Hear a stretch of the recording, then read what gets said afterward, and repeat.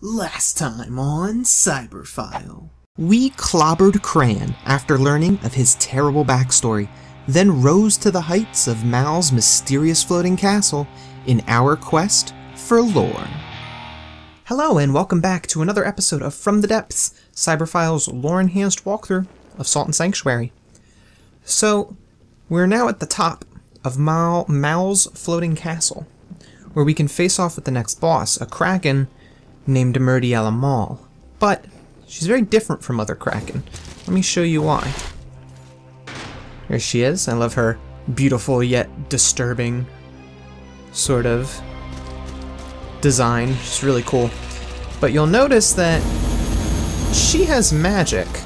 And in fact, Murdiella Mal has a very real understanding of the ethereal weave of fire and sky. And it's said that she can actually move in and out of the ethereal weave of fire and sky. So she has a real understanding of it, which is very interesting. No other kraken it has the ability to do that. Now Murdiella Mal is another one of those bosses that has a tendency to stomp me every now and again, so don't be surprised if I maybe die once or twice. Ouch.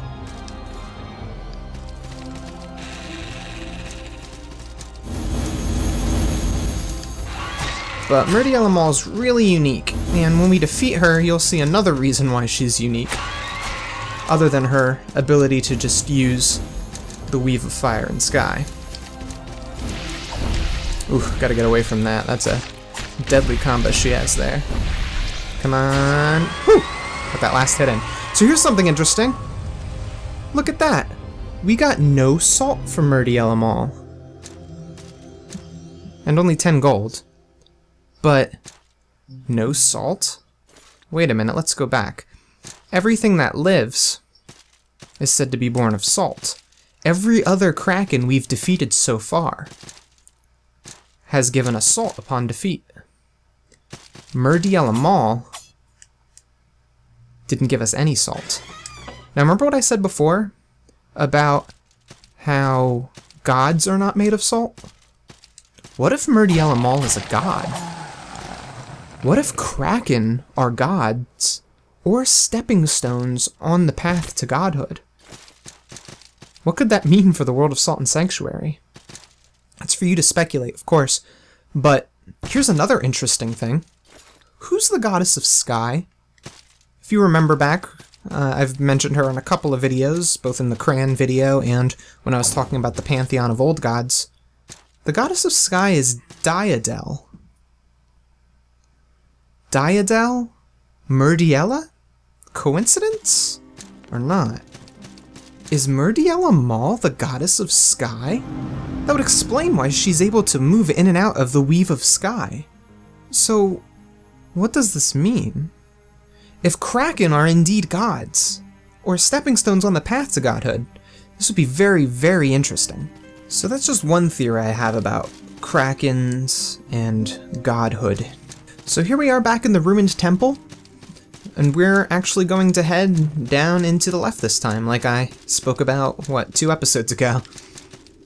Because now we have completed all of the little optional areas that I wanted to complete, and we can head on to the next location. Okay, so here we are at the bottom of the ruined temple. If we head left, we'll enter a place known as Cyan Lake, and we're met with the old man yet again. Well, look how far we've come. I've been on this island for a long, long time. The air, the salt of the sea, it all hangs to me like an ancient crust. And the shipwrecked, like you, so many shipwrecked sailors, so much fleshy flotsam. Fleshy flotsam with a shared secret. You are all the betrayed, you are. I've seen slaves and whores masquerading as nobles. I've seen soldiers and sailors wrecked from the same ship, with different ideas as to what their mission was. You sad, sad wanderers. Do you know by whom you were betrayed? And why? You had your princess to find. Or did you? We'll meet again soon. And he speaks in a bunch of cryptic riddles, and I'm going to leave them cryptic and puzzling for the time being, because I don't want to get into all that he's sort of opened up the door for, because we don't really 100% have all the information to complete that train of thought. So, just over here, to the right of that sanctuary at Cyan Lake, is a couple of items that we can grab. And also opens up this way, which actually leads to a hidden sanctuary. Now, I'm not going to head down to the hidden sanctuary yet, because it will force us to change our creed. And I don't want to do that.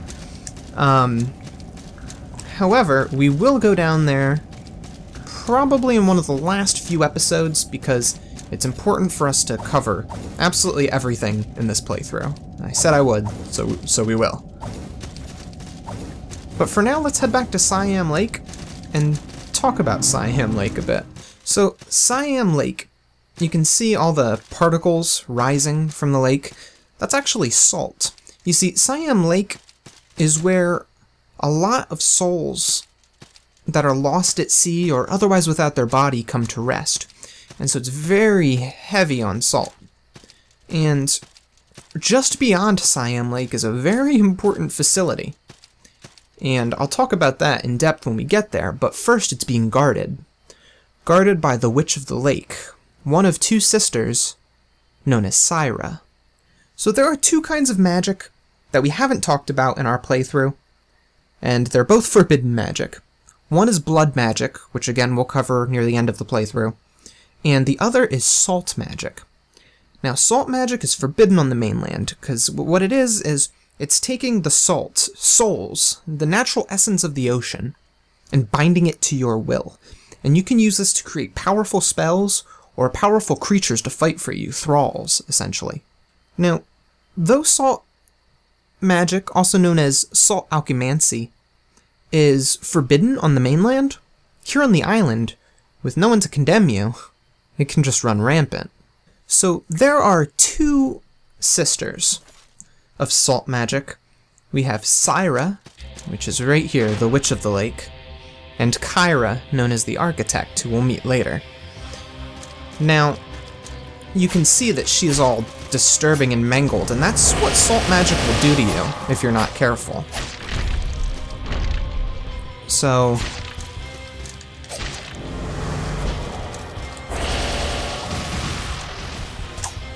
now this is one of players' most hated enemies, most hated bosses, because she's very random, and if she gets you in that machine gun attack, you're essentially screwed. Luckily though, we're very overpowered, so Syra was no match for us at all. As you could see there, all of her experimenting with salt magic deformed her body, and actually that's why she wears those wizard cloaks, those witch cloaks, and the big hat, because she doesn't want to show off her deformity. Now what she defends here on Cyan Lake is the Salt Alkymancery, a location where Salt Alkymancery runs wild, so to speak. Now, if you remember from just a few minutes ago before the fight, I said that Salt Alkymancery is able to create creatures, and that's what all these orbs are. They're there to create these terrible thralls with this terrible salt magic, and they're all made by the Architect. And I will go into depth and tell you exactly which creatures are made by the Architect, but we haven't even seen all of them yet, so we'll get there. But first, let's claim this sanctuary, and I'm going to offer up a blacksmith because I think we have enough equipment, or materials, to upgrade our weapons some more. And here we are with our Drowned Tome, how fitting. We can fully upgrade our Headsman's Volge to Headsman's Volge 7. And 7's the highest anything goes. We might also be able to upgrade some of our armor, so that's what I think I'm going to try to do here. We have plenty of materials, but we're a little low on salt, so that's fine. We'll find plenty of salt by the time we come back here. And for now, let's just do a little bit of exploring of the Salt Alkymancery. So we've got lots of tubes that'll take us all over the place. And we'll find many creatures created by Kyra, the architect, down here. One of which is the Saltless. So the Saltless, I think, were a successful yet failed attempt of creating a thrall, because it doesn't have any salt, and that's why it's always seeking salt. I mean, we still get salt upon kills, so... but that's the story behind the Saltless. So, as I've said, Salt Alkymancery is a perversion of the natural order of the sea, and what you do is Kyra, the architect, will bind will bind salt to simple materials, and those materials will then become thralls, completely loyal to her. And this is yet another one of her creatures, the Alkymancery Knight. They're very deadly, and they're essentially the same enemy as the Dread Horseman once he's been dehorsed. So...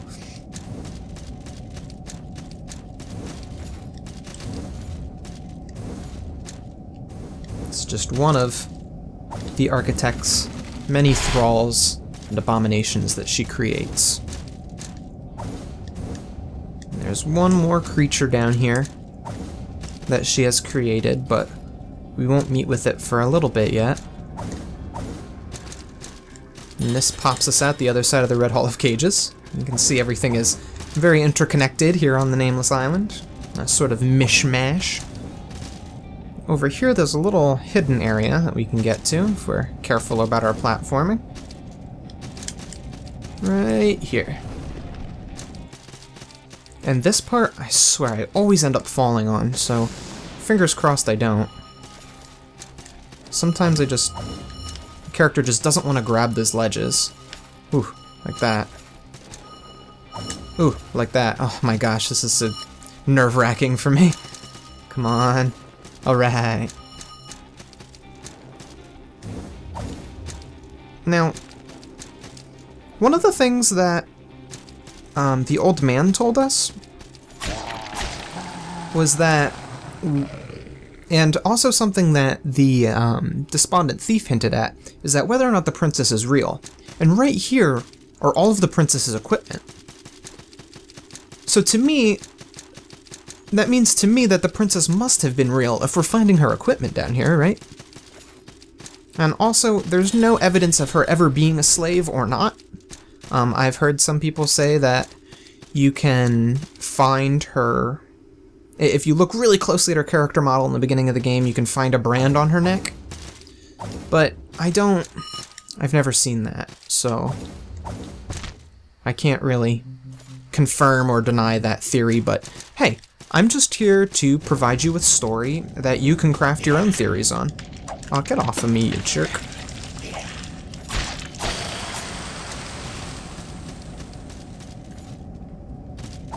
Alrighty, so with that hidden area nabbed, we can now head over into this salt shaft, or whatever it is. Just over there was actually Minty Skells from the Red Hall of Cages, if you remember her. Over here there should be an Armor Guardian to fight, or I'm sorry, a Crypt Keeper to fight. I always call them Armor Guardians. Whew! Oh my gosh, wow, one hit! You know what, I think that we were still affected by those flasks of defilement that, those Saltless hit us with, and that's why he did so much damage. We're gonna go back and we're gonna go get that salt back from him on the next episode of Salt and Sanctuary from the Depths, this lore-enhanced walkthrough. And we'll probably also end up facing off with the Architect. So, stay tuned. See you next time. Hey, thanks for watching. Don't forget to subscribe for more Cyberphile content. And if you liked this video, show me with that little thumbs up button. If you liked this video, you might like one of my other videos. You can click right on the boxes to jump to them. Cyberphile, offline.